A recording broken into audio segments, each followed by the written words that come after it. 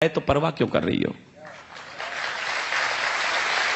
मैंने कहा अगर कबूतर श्वेत नहीं हम गुरु के बात छोड़ देते, इशारा समझे मैं बोल क्या रहा हूं, अगर कबूतर श्वेत नहीं हम गुरु के बात छोड़ देते तो लाहौर कराची को हम दिल्ली तलक जोड़ देते, तो लाहौर कराची को हम दिल्ली तलक जोड़ देते। हमने सिखों को, सरदारों को चुटकुलों की कौम बना के छोड़ दिया साहब। ये चुटकुलों की कौम नहीं थी सर, ये हिंदुस्तान के बलिदानों का सबसे बड़ा शिलालेख थी। हमारे आंकड़े बताते हैं, आजादी की अपनी तालियों को सहेजिएगा, अच्छा लगे तो बड़ा करना। आंकड़े बताते हैं 123 ऑथेंटिक फांसी हुई है स्वाधीनता के संग्राम में। आपकी तालियां शहादत को शायद बड़ा करें। 83 बेटे सिख मां की कोख ने दिए थे उसके लिए। हमारे बड़े कवि हैं हरिओम पंवार जी, उन्होंने लिखा है हम कर्जा खाए बैठे हैं गुरु गोविंद की कुर्बानी का, हम क्या एहसान चुकाएंगे इनकी आंखों के पानी का।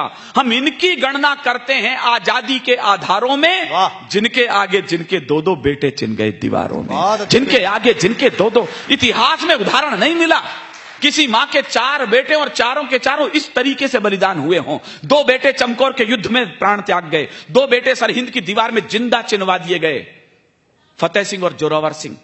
छोटे भाई के गर्दन तक ईंट आई तो बड़ा भाई रोने लग गया।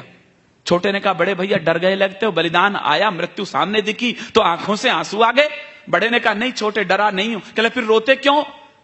जो उत्तर दिया मेरे रोंगटे खड़े उसे जवाब देते समय। उसने कहा छोटे केवल इसलिए रो रहा हूं कि दुनिया में आया पहले मैं था, जा तू रहा है। बहुत अच्छे विनीत, बहुत अच्छे।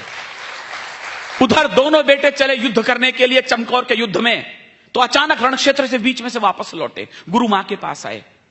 कहने लगे मां डर गई कि कहीं दोनों बेटे कायर तो नहीं निकले। उसने पूछा बीच में कैसे आ गए युद्ध में से?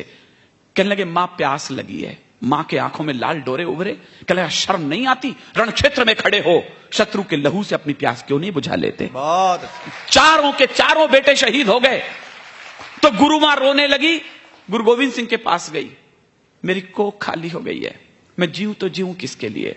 गुरु गोविंद सिंह का इतनी सी बात के लिए क्यों रोती हो? कहना आप जिंदा रहने के लिए बचा क्या है? गुरु गोविंद सिंह ने जो जवाब दिया सोने के अक्षरों में लिखा जाना चाहिए।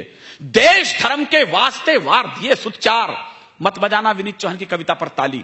आकाश में कहीं चारों बेटों की आत्मा अजर और अमर होती हो तो आपकी गगन भेदी तालियां इस पंडाल के ऊपर पहुंचे। देश धर्म के वास्ते वार दिए सुचार। अरे 4 मरे तो क्या हुआ, ये जीवित कई हजार। 4 मरे तो क्या हुआ, ये जीवित कई हजार। बलिदानों के पुष्प चढ़े हैं इस देश की बलिवेदी पर, तब कहीं जाकर आजादी की अक्षौहिणी सेना खड़ी हुई होती है। मुफ्ती मोहम्मद साहब आपको क्या पता कश्मीर कैसे बचा है?